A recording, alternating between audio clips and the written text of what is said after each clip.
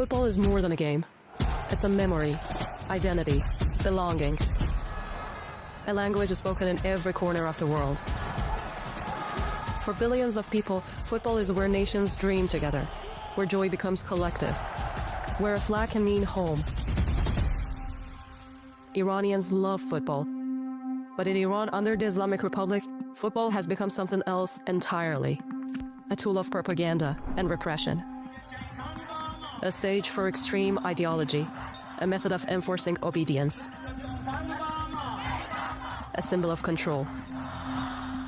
From the nationalization of major clubs and the purging of players to the long-term ban on women entering the stadiums, the regime turned football into a political weapon.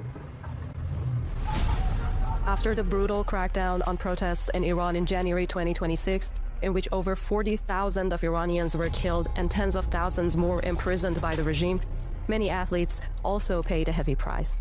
Footballers, fans, young men and women whose only crime was refusing to stay silent. They remained behind bars or faced severe persecution simply for choosing conscience over compliance and standing with their people.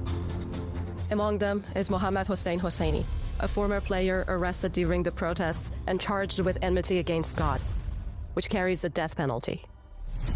Abbas Yahya Begi, a former Premier League footballer detained during nationwide protests in 2026, facing serious charges that could lead to a death sentence.